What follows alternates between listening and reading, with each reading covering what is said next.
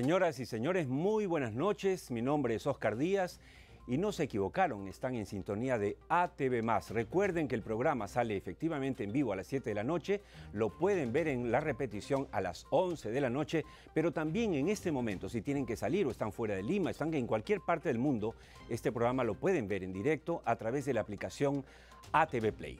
Hoy tenemos un programa realmente especial para ustedes.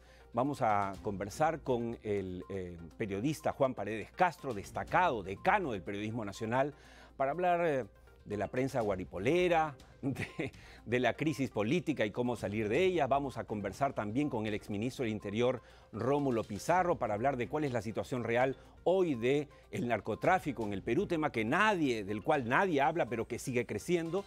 Pero también tendremos, y lo anuncio ahora, una entrevista especial que es una primicia y una exclusiva de este programa. Vamos a conversar en el segundo bloque del programa con el doctor Luis Panizo Uriarte. El doctor Panizo es vicepresidente del Consejo de Minería.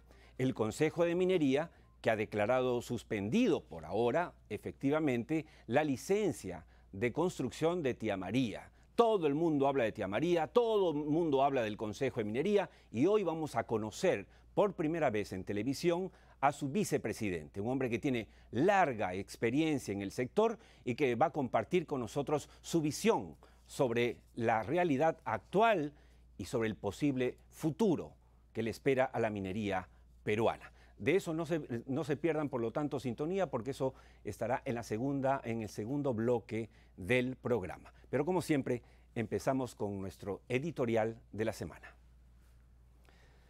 Amigos de Cara y Sello, sin mucha convicción y más bien a regañadientes, el presidente Martín Vizcarra ha abierto la posibilidad de un encuentro con el presidente del Congreso, Pedro Olaechea, que podría darse esta semana.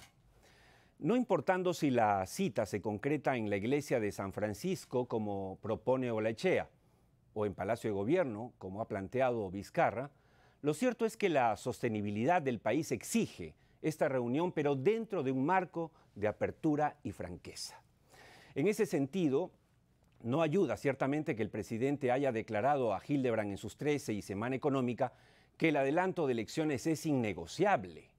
Tampoco, por cierto, que Olaechea quiera poner a Vizcarra contra la pared pidiéndole que se rectifique sobre sus declaraciones respecto al proyecto Tía María, lo cual además parece poco probable. El viejo líder aprista Ramiro Prialé, a quien tuve el honor de conocer y entrevistar, hizo famosa la frase "conversar no es pactar", frase que se hace más vigente que nunca si lo que queremos es salir del actual entrampamiento político donde todos sin excepción estamos perdiendo.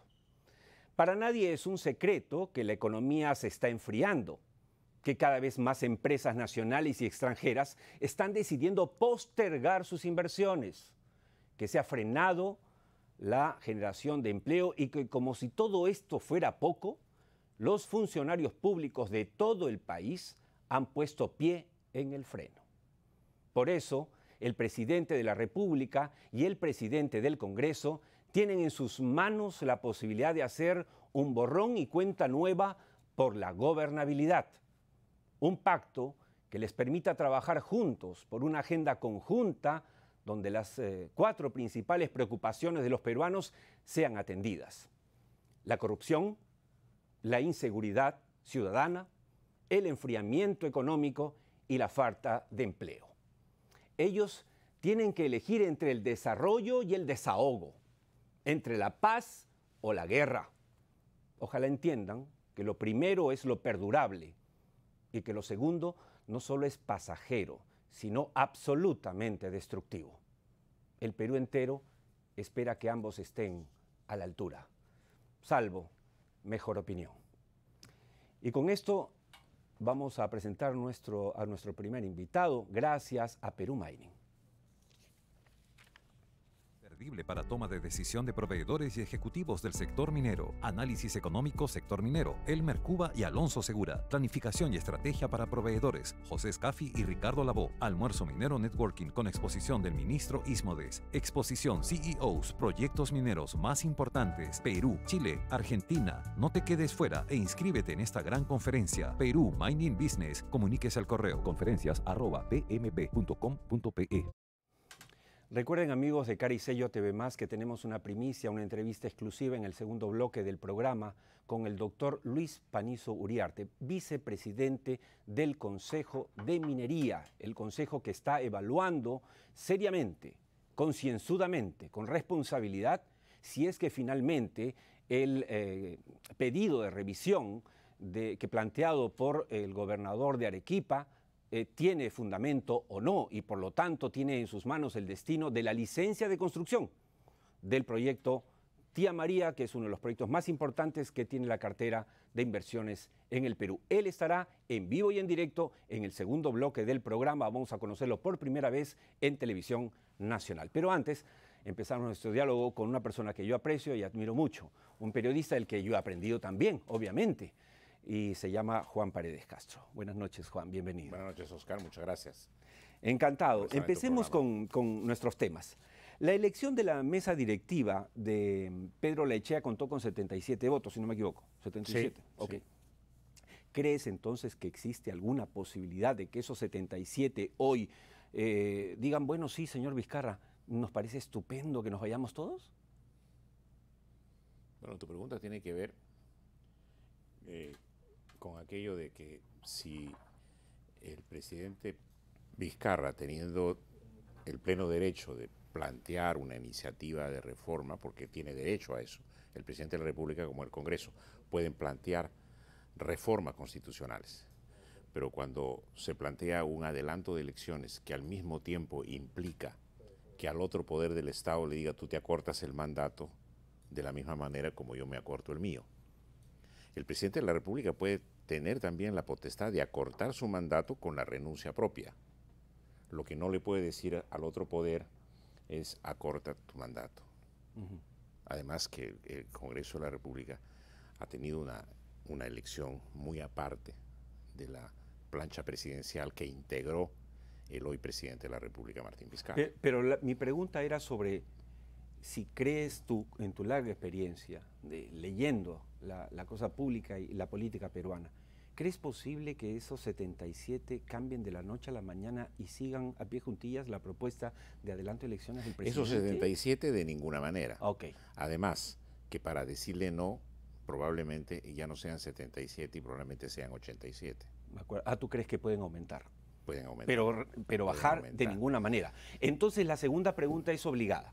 Si y coincidimos, si lo más probable es que este Congreso no se doblegue, para usar la frase del presidente, no se doblegue ante el presidente o no acepte su propuesta de adelanto de elecciones, sino todo lo contrario, entonces el presidente estaría ante la posibilidad de tender un puente con el Congreso hasta el 2021 o patear el tablero y presionar planteando una cuestión de confianza, que es el rumor que suena más fuerte. ¿No crees tú que estaría rozando la ilegalidad de esa propuesta si es que se diese? Yo creo que la situación, Oscar, es mucho más grave, porque tú acabas de remarcar en tu editorial las palabras del señor presidente de la República, en el sentido de que su propuesta de adelanto de elecciones, que va acompañada de una reforma en la Constitución, no hay otra forma de hacerlo, porque tú no puedes adelantar elecciones que no están contempladas en la Constitución.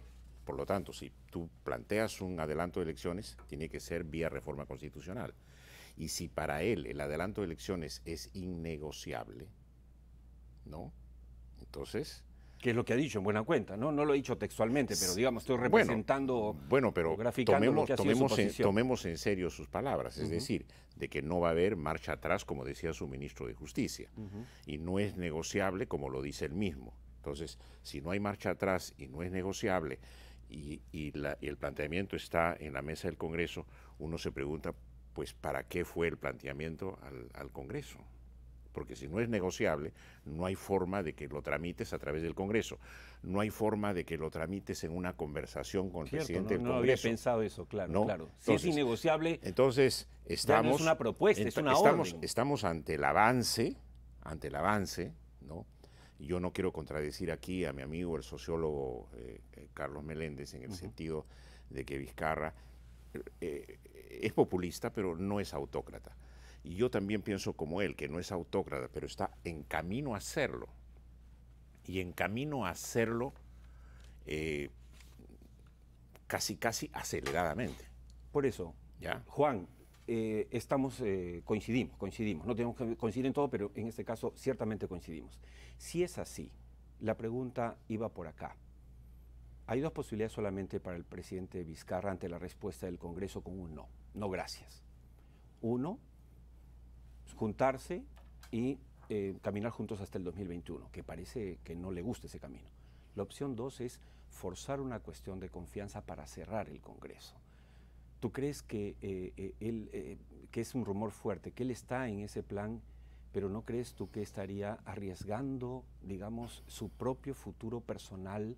Hablo que podría estar cometiendo, infringiendo la ley. Cuando no se había llegado al discurso del 28 de julio con el planteamiento de adelanto de elecciones, y ya habíamos pasado por una presión sobre el Congreso del presidente Vizcarra para que se aprobaran reformas, ¿no es cierto?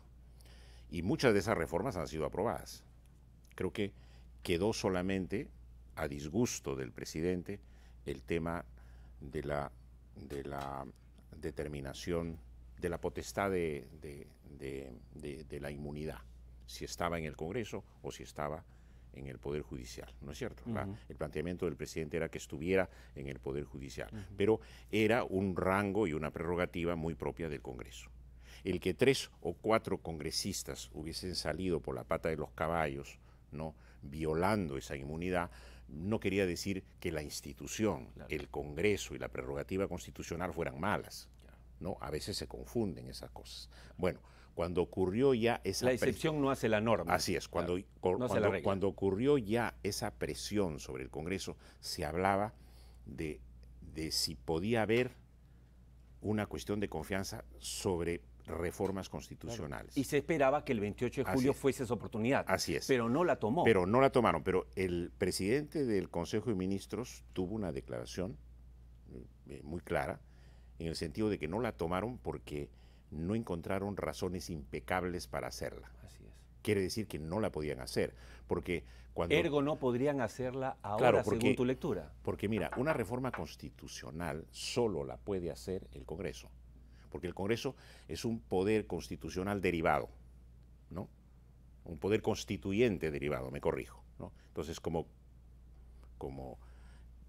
órgano constituyente derivado, es el único que puede determinar una reforma constitucional y sobre la cual no puede haber observación alguna. Por lo tanto, el presidente de la República no puede decirle, hago cuestión de confianza porque esta reforma constitucional usted la está negando o la está deformando. Y ahora va a pasar lo mismo. No puede hacer cuestión de confianza sobre este pedido de reforma pero se está hablando mucho de eso y por eso lo ponía sobre la mesa, por lo siguiente, ¿no? Gente que conversaba hoy, ¿no? Amigos, que no tenían que también quieren, como mucha gente que tú y yo estamos hablando, que quieren que se cierre el Congreso, porque no lo soportan. Claro.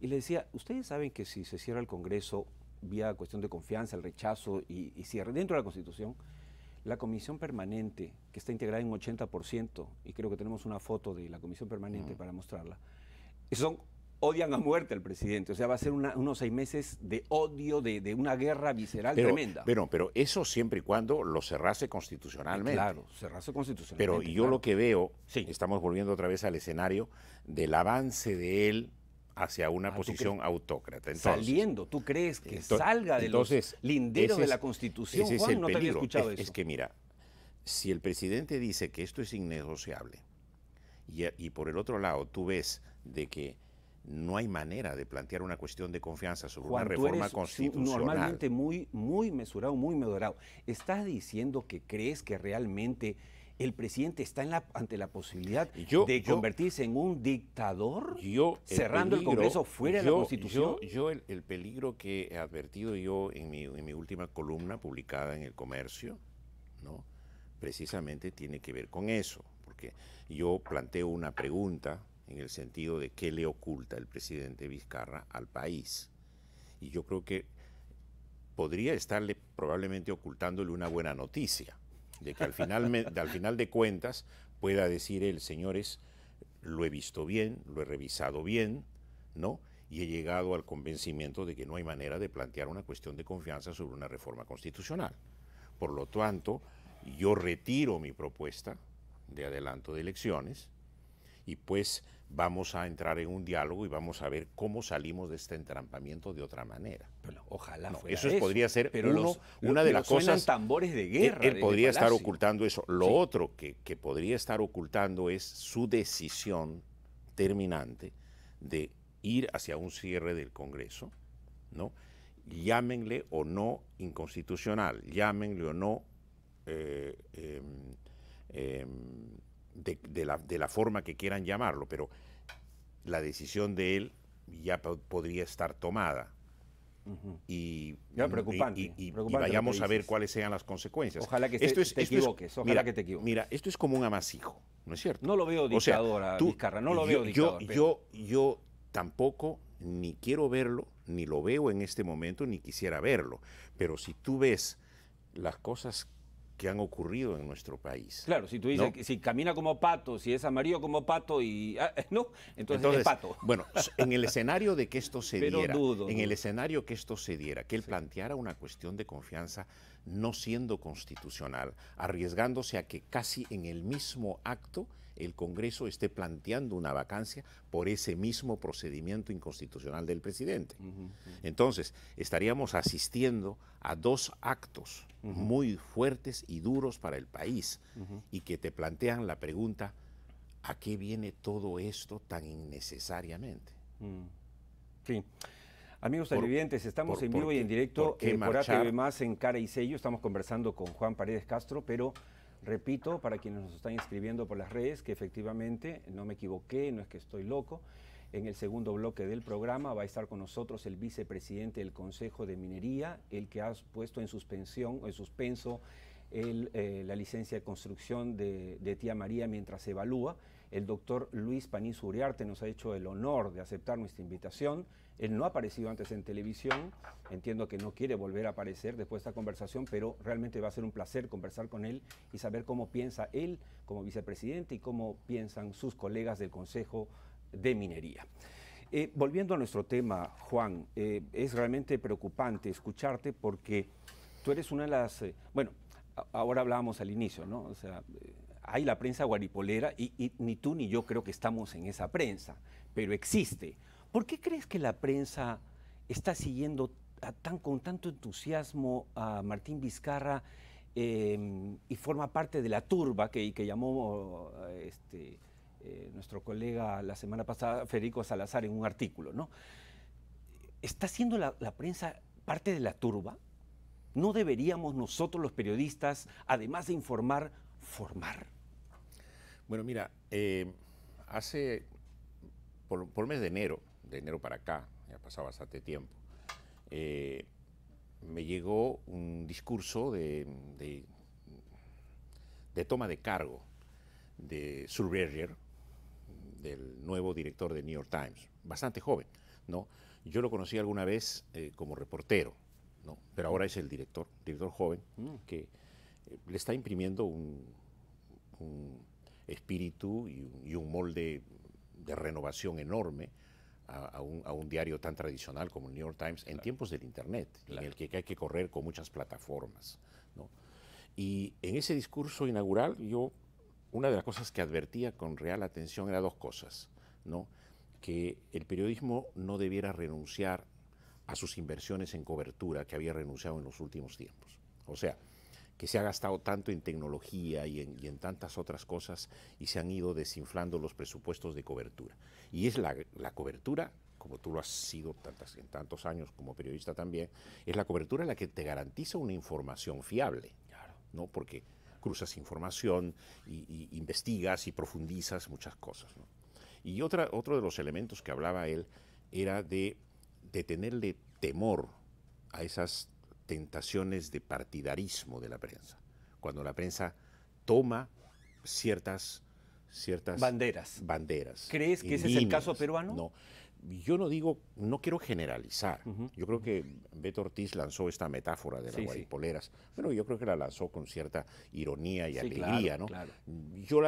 Yo tomo mi distancia sobre eso, porque entiendo que quienes ya venimos corriendo un tipo de periodismo de mucha convicción, como la que he llevado yo, tenemos mucho respeto por lo que es la realidad, la verdad y el compromiso con la sociedad. Entonces, cuando tú deformas la realidad, se nota. Claro. Cuando tú silencias la realidad, se nota. Son cosas que se notan, ¿no? Pero ¿no? ¿por qué crees que hay este seguimiento casi Entonces, a ciegas? yo pienso, mira, el presidente yo cierra el pienso, Congreso no, y, yo pienso, y la prensa gruesa, no vamos a decir yo nombres, pienso que es cree producto. que hay que cerrar mira, el Congreso. Yo creo que es producto de las polarizaciones que hemos tenido. Hemos pasado por campañas electorales muy polarizadas. Sí, claro. El fujimorismo y el antifujimorismo, como antes el aprismo y el antiaprismo, ¿no? Entonces, hemos sido una sociedad, y seguimos siendo todavía la peruana, una sociedad no solo no democrática, ojo, por eso es que terminamos aplaudiendo un cierre del Congreso mañana mismo, ¿no? No solo somos una sociedad no democrática, sino que somos una sociedad muy proclive, muy propensa a caer en los radicalismos y en estos bandos, y quizás producto de ello es que la prensa se haya inclinado por ratos a este lado y a otro lado, porque no te olvides que durante el año 90 al 2000 también tuvimos que combatir una dictadura, ¿no? Pero no es el caso. Entonces, eso es lo que pero ahora me no es llama el la caso. atención. Pero ahora no es el estamos caso. ante una dictadura. Lógicamente. No estamos en pleno de una guerra como la del terrorismo. Entonces vino ¿Por lo qué de. estamos tan pero exaltados recordarás que vino la ley Mulder, ¿no? que provocó toda una supuesta agresividad desde el Estado con la restricción publicitaria y esas cosas. Entonces yo creo que se resintieron y se volvieron muy sensibles algunos sectores de la prensa. Pienso yo que quizás por eso, ¿no?, hemos tenido este tipo de expresiones, pero pienso con toda serenidad de que el periodismo tiene que tomar su lado correcto, ¿no? Que siempre es muy difícil. Es muy difícil el lado correcto del periodismo. ¿Por qué? Porque tú tampoco puedes decir al periodismo no cubras esto, ¿no? O como dice Oppenheimer, dice, ¿no?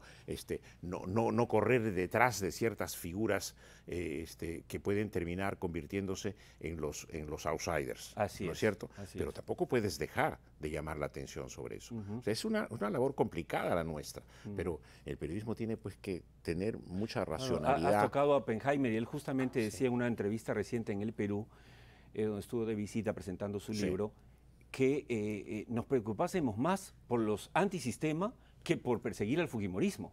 Claro. Y realmente era una visión de un hombre que no está contaminado por la cosa diaria. Claro, entonces tú eres un periodista. Bueno, si eres un periodista antifujimorista, ¿no?, entonces puedes estar de repente en un lado correcto, ¿no?